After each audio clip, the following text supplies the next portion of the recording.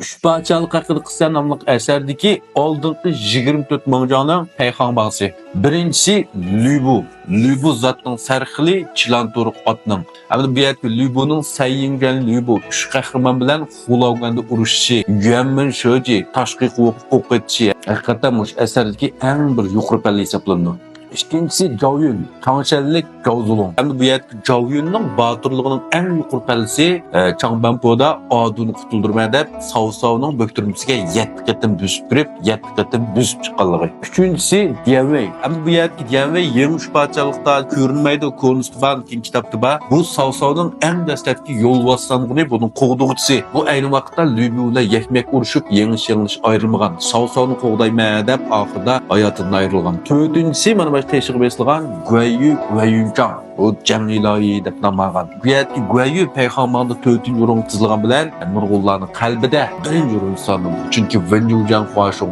Meysougacha Huashongni qatl qilgan. 5 o'tkalda o'tkicha 6 sangunning kallasini olgan. Paymat mas'ulda Yanliang Wenchularning kallasini olgan. Ham umrining oxirida yoshning farqini qarmay, Hangdo Yujinglarni mag'lub qilib, ularning kallasini olgan. Guayuning botirligi butkul asarning yerimdan avrog'i so'zlandi. 5-ci o'rindagisi Ma Chao. Hamda bu yerda Ma Chao necha Cao Caoning tahdidiylik beqindirmoqchi bo'lgan bu ishlarda qayta rad qilib, Cao Cao bilan jang qilib, Cao Caoning kallasini aqli tas qoldi. Bu vaqtingizda hamda buning yo'li bosan Shuju buni qutuldirib qolmagan bo'lsa, balkim Cao Cao oldi burun o'lib ketdi. Ma Chao keyin Liu Beilao bilan birlashib, buning 5 yo'li bosanlarning birisi bo'lib, Hanzhong diyorini cheklashda xil cho'ng to'k ko'rsatdi. 6-cı o'rindagisi Zhang Fei. Bu uchparchalik haqida qissa nomli bu asardagi eng yuqori ovozli jangchi deyishki bo'ldi. Changbanpoda Cao Caoning bostirib kelgan 80 bin kişilik qo'shinni 3 qatim chaqmoqdek nar tortib, hammasini qo'rqitib qochirib o'toladi. Hamda buni Liu Beining 5 yo'l bosanlig'ining birisi, uning ustiga Liu Beining chaptoq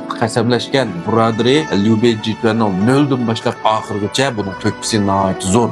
7-si yashangan sangun Huangjong. Hamda bu yerda Huangjong Guayu bilan 100 marta urushib, yengish ayrilmagan. Yana Liu Beining 5 yo'l bosanlig'ining birisi bo'lgan jangni to'kib ko'stib Shahuyanning kallasini olgan. 8-si Shuju. Cao Cao bilan birlikda Jiangshuga jazo yurish qilgan, sansız dushmanlarni o'ldirgan Cao Caoning xos qo'g'dug'chisi. O'z vaqtida Ma Chao bostirib kelganda bu Shuju o'tirib chiqib, Ma Chao bilan 200 marta urushib, yengish ayrilmay buning o'ta yo'lini to'sib qo'ydi. 9-si Sun Ce. Bu Sharqining kichik zo'migiri deb nomlangan. Ya'ni bu yerda Jiangdongning nurg'un yerlarini bu zo'mgarlik bilan bostirib, qora kuch bilan harbiy kuchlar olgan. Shuning uchun bu yerda ishchi kishilar Sun Ce'ga bir xil o'chmanligi bor. Shuning uchun Sun Ce'ni kim qasd deyilganlarga Sun Ce'ni shu vaqtdagi Jiangdongniki bu Sun Ce'larniki dushmanlari buning qoyilmay buni qasdlayotdi. 10-si Taishisi. Ya'ni bu Jiangdongniki birinchi sangun deb nomlangan, birinchi margan. Sun Ce'ga yordamlashib Jiangdongni tinchitgan. Ya'ni bu vaqtda Sun Ce'ning o'ng qanti Zhou Yu bo'lgan bo'lsa,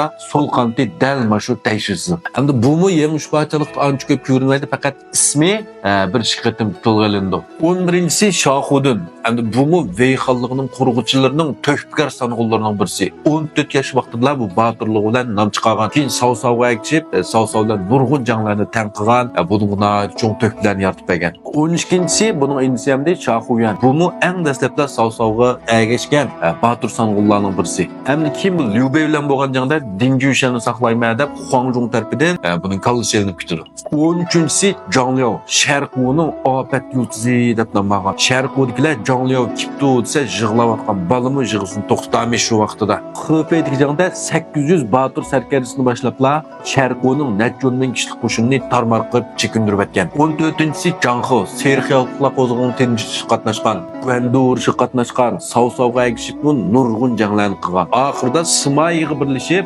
Zhugulian qarshi ko'tarilib chiqqan vaqtning o'zida shu vaqtida jangda botirlik bilan o'lib ketdi. 15-si Shu Huang. Hamda bu Guandu jangi, Lübuni yo'qotish jangi, Yuanshanni yo'qotish jangi, Cao Caoning jimi janglarda Shu Huangning simayasini ko'ra olamiz. Bu birga bir urush ancha manda qilmagan bilan bulutni sap tuzib jang qilish yoki Cao Caoning buyrug'ini o'rindashda haqiqatan mushundaq sanğun. 16-si Pangdo. Bu ham uchparchalik haqida qissa nomli asarning oxirgi davrlardagi bir dangliq sarkarda. Buning nom chiqargani dal Guayu qo'rqmay jang e'lon qilib, buni yoshirin o'qda qashlayotgandan keyin buning nomi kirib ketgan. Biroq oxirida yana Guayuning qo'liga tushib qallasi e'lingan. 17-si Ganning. Bu Sun'ning ham botir bir sarkardasi. Sun Quanning e'tiborlab ishlatishga noil bo'lgan. 18-si Zhou Tai.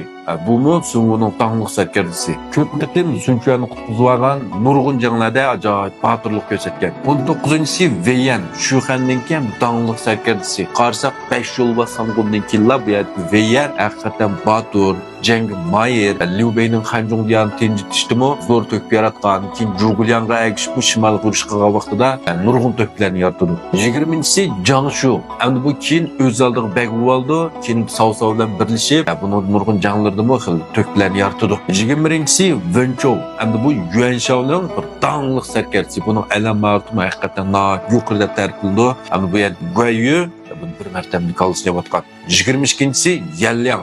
Bu şu oxşaşla Yuan Shao'nun dağlıq sərkərdisi bu Guayu'nun qulida can bəgən. 23-ci Deng Ai. Bu Wei bəgligininki g'arbiy qismini boshqargan Jiang Wei bilan tirkishib turgan. Bularninki oxirgi davrdagi bir dağlıq sərkərdi hisoblanadi. 24-ci Zhang Wei. Bu Shuxanning bir dağlıq sərkərdisi. Bu Zhao Zulong o'lib ketgandan keyin Zhuguliang yoki Zhang Wei'ni shu Zhao Yunning o'rnida ko'rib, shuning o'rnida ishlatgan. Bu haqiqatan Batur, Zhao Yunda gap anglaydigan, degan ishning o'rnisidan chiqadigan bir yaxshi sərkərdə. Mana yuqorqilar 3 parchalik haqida qissa nomli asardagi oldingi 24 Batur sərkərdlərinin rədd tartibi oldu. Yoqtirgan do'stlar, meni qo'yinglar, kashtish bo'janda davomli qaranglar. Rahmat.